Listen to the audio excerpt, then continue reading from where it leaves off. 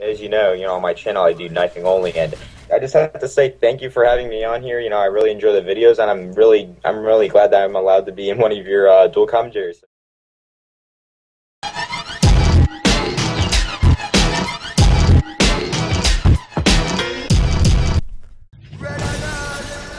Call of Duty Advanced Warfare has changed the way we play the game immeasurably.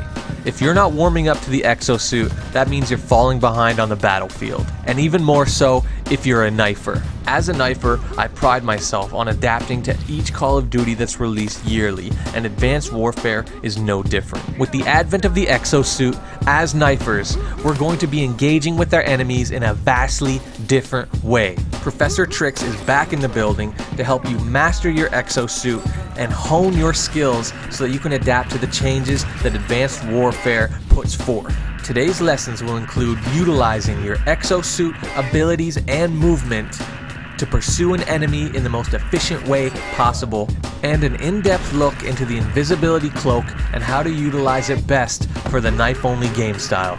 Without further ado, class is now in session. Kill confirmed.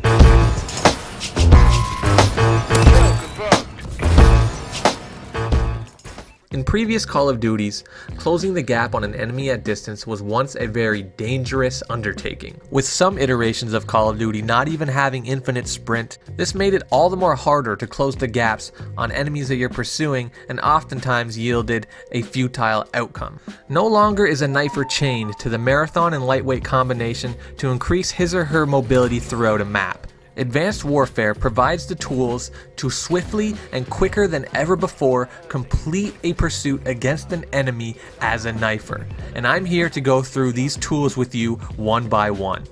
First and foremost, if you want to ensure that you're going to be the fastest on the battlefield on just a basic sprint to sprint level, make sure to equip lightweight into your perk 1 slot.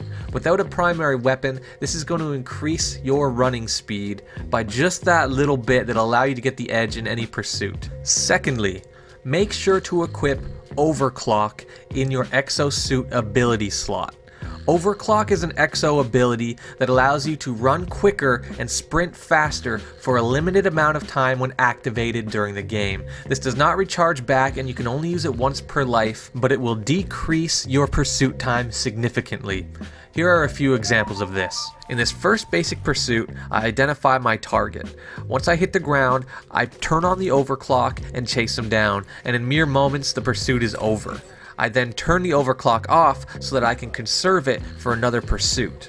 In this next example, once I clear the ledge, I identify 2 targets for pursuit. I turn on the overclock, and with nothing but the additional sprint speed that the overclock affords me, I take down these 2 enemies. Remember to turn off the exo ability so that you can utilize it again in another pursuit if need be.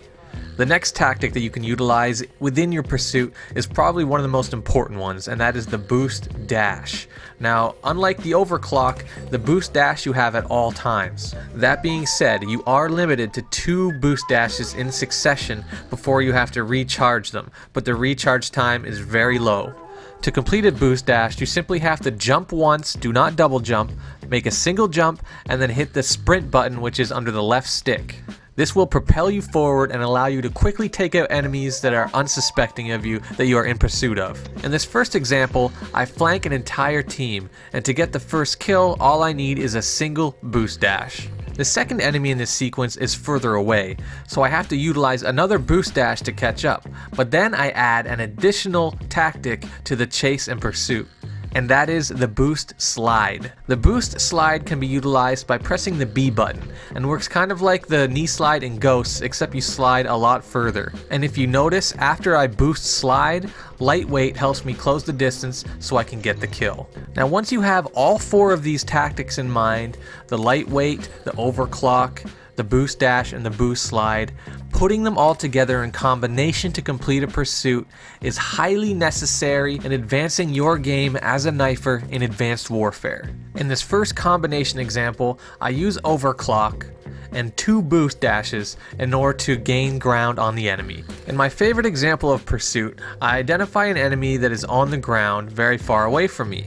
I utilize a knee slide at first, and then I boost dash, and knee slide. This is my favorite combination, and make sure to watch that again.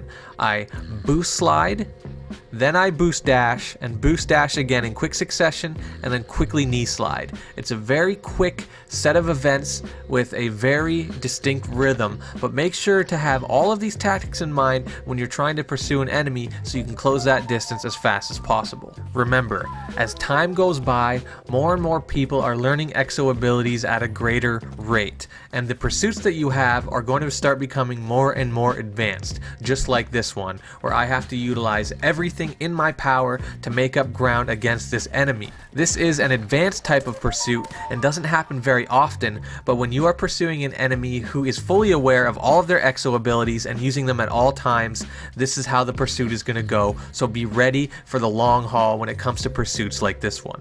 Remember, as a knifer in Advanced Warfare, you have all the tools available to you to close the gap significantly, so use them well.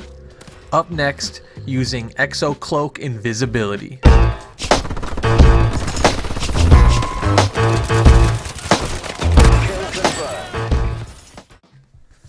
Before we get into how the Exo Cloak can benefit the knifer, we have to learn the parameters behind the Exo Cloak itself first. Activating the Exo Cloak takes almost 2 seconds. So you have to make sure that you are free and out of range from any enemies, because you will be helpless during this time as you will not be able to knife or use your weapon. Now when you have it activated for about 9.5 seconds, you will remain almost invisible. I say almost because you are still visible to some capacity. Now despite the limited battery life on the Exo Cloak, if you engage with an enemy and attempt to attack them, it will deactivate the cloak. So if you get the kill, your cloak will deactivate, and even if you attempt to get the kill by hitting the melee button, it will deactivate. Which brings me to my first point. What most people get wrong when using the Exo Cloak is that movement works against its strengths. The cloak itself is only an illusion that warps the background through your body. Your contours can still be seen, and even more so if you're in motion. This will allow any average player to be able to pick you off with just only a slight moment of hesitation, more so than if they could see you without the cloak on. So what I want to emphasize as a knifer is that utilizing the cloak offensively is not the best idea, and that using it in defense is where the cloak will truly benefit the knifer. When using the cloak defensively, remember that stillness is key. In the fast-paced Advanced Warfare environment, by activating your cloak and remaining still, most people will be fooled by you and you'll be able to take them down. Here is a first example of this. In this situation, I have possibly been sighted, but what I must do now is to move out of his line of sight and activate the cloak. Now I have to make sure that I do this quickly because I only have a small window of which the Exo Cloak can be activated.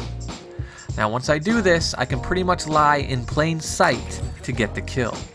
Here is another example of the cloak allowing me to lie in what would normally be plain sight, but because I'm invisible, I can take a defensive posture against this attacking enemy. In this next example, I'm caught out in the open with enemies attacking me. I have to find cover quickly, but once I do, I activate my Exo Cloak just in time as the enemy runs by and does not notice me, and I get the kill. What the Exo Cloak now allows you to do is to set a knifing trap by not needing cover. The only cover that you have is the Cloak of Invisibility. This means that anywhere is a potential trap point, including open areas. Now this is dependent upon the fact that you have activated the cloak outside of the sight of an enemy. In this last example, I'm being shot at from behind, and directly engaging the enemy would almost prove fatal. So I break the line of sight and activate my cloak. Now the enemy takes a wide berth around me and is almost seemingly staring at me the entire time. But because I remain still and had the cloak activated, the enemy doubted himself as to whether or not I was still in the same area. Now, all that being said, you don't want to die with an Exo ability in your back pocket that you could have used during your life. So using it offensively can and does work, it's just more rare. Like this clip right here where I'm trailing an enemy and he looks directly at me and then allows me to just continue to kill him. That's a funny moment, but it's a rare moment. But of course, if I wasn't using the Exo ability at that time, he could have very well spotted me and took me down. This concludes episode 1 of How to Knife in Advanced Warfare. My name is Professor Tricks. I'd like to thank everybody for showing up for class today. And remember, until next time, keep those blades sharp. Peace.